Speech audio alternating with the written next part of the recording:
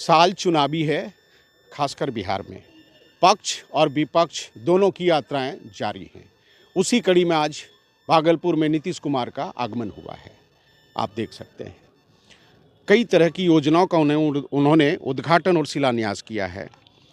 भागलपुर में तकरीबन 1328 करोड़ की योजनाओं का शिलान्यास और उद्घाटन किया। सीएम नीतीश कुमार के भागलपुर आगमन के बाद सबसे पहले वो बिहार कृषि विश्वविद्यालय गए। वहाँ तकरीबन 94 करोड़ की लागत से बनी कृषि तकनीक से जुड़े लैब और कॉलेज का उद्घाटन और शिलान्यास किया। उसके बाद सीएम ग्रामीण विकास की झलक देखने बरारी पंचायत के बहादुरपुर गांव में जीविका दीदी के स्टॉल का निरीक्षण किया और बहादुरपुर स्कूल के मैदान से 1234 करोड़ की राशि से जुड़ी योजनाओं का उद्घाटन और शिलान्यास किया। चूँकि भागलपुर इलाके में दक्षिण की आबादी का दर्द पिछले कई दशकों से बना हुआ है, उसी कड़ी में भोलानाथ अंडरपास को लेकर जो फ्लाईओवर बन रहा है यानी आरओबी, उसको भी उन्होंने उसका मुआयना किया। उसके बाद स्मार्ट सिटी परियोजना के तहत बने इंटीग्रेटेड कमांड कंट्रोल सेंटर का निरीक्षण व कई योजनाओं का शिलान्यास और उद्घाटन किया। समीक्षा भवन में कई मंत्री और अधिकारियों के साथ उन्होंने समीक्षा बैठक भी की।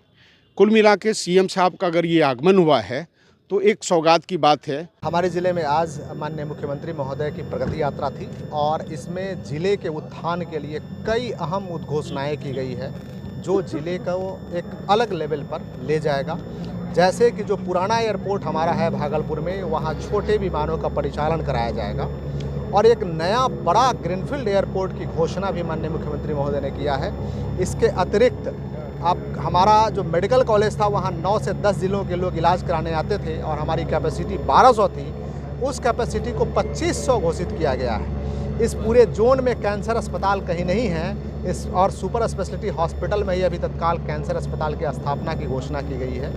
जो चंपा नदी है, हमारा चंपा नगर बोलते हैं, उसके अप स्ट्रीम में फिजिबिलिटी स्टडी के हिसाब से गोरियारी नदी पर चेक डैम के निर्माण का घोषणा किया गया है।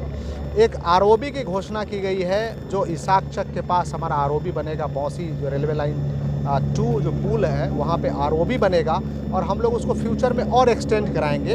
वो हमारे पास योजना है जो गवर्नमेंट को हमने भेजा भी है, लेकिन आज माननीय मुख्यमंत्री महोदय ने एक ओवरब्रिज की घोषणा उन्होंने किया है। इसके अतिरिक्त छोटे छोटे कई सौगात 7 प्रखंडों में हमारा प्रखंड सह अंचल भवन नया बनेगा। 4 प्रखंडों में आवासीय परिसर प्रखंड कार्यालय के पास विकसित होगा और इसके अतिरिक्त भी कई ऐसी चीज़ें जैसे कि इंडस्ट्रियल कॉरिडोर हमारे यहाँ नहीं था, तो गोराडीह में 100 एकड़ में इंडस्ट्रियल पार्क की स्थापना की घोषणा। हमारे सुल्तानगंज में पर्यटकीय सुविधाओं का हम लोग ऐसे तितर बितर होकर के विकास करते थे, वहाँ के लिए 17 एकड़ 40 डिसमिल ज़मीन जो रेलवे की थी, उस रेलवे की ज़मीन को ले करके और वहाँ पर्यटकीय सुविधाओं का विकास किया जाएगा।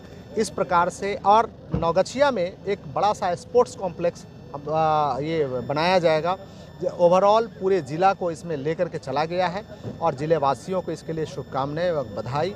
ये सारी बहुत बड़ी चीज़ें ज़िले को मिलेगी और मुझे विश्वास है कि बहुत जल्द हमारा ज़िला एक नई ऊंचाई को छुएगा। भागलपुर में उसको लेके लोगों को उम्मीद जरूर है, क्योंकि अभी तक जहां भी यात्रा इन्होंने किया सबसे ज़्यादा राशि यानी 1328 करोड़ उन्होंने भागलपुर को दिया है।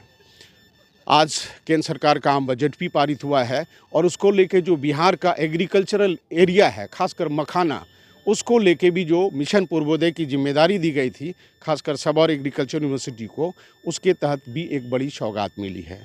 फूड प्रोसेसिंग की बात आम बजट में हुई है, तो बिहार जैसे कृषि बहुल राज्य में अगर इस तरह की सौगात है तो कहीं न कहीं आम आवाम के लिए खुशी की बात जरूर है। लेकिन अगर इसको लेके पक्ष विपक्ष राजनीति में उलझा रहे, सत्ता के लोभ लालच में वोट के पीछे अगर लगा रहे और इस तरफ से ध्यान उसका भटक जाए, तो हमको लगता है जनता सिर्फ वोट देने भर ही अपने आप को सीमित करके रख पाएगी। वरना नेताओं का अगर विजनरी बात सामने नहीं आएगा तो शायद बजट भी किसी काम का नहीं होगा। सहारा समय के लिए भागलपुर से अनुज कुमार, सिविल लोचन।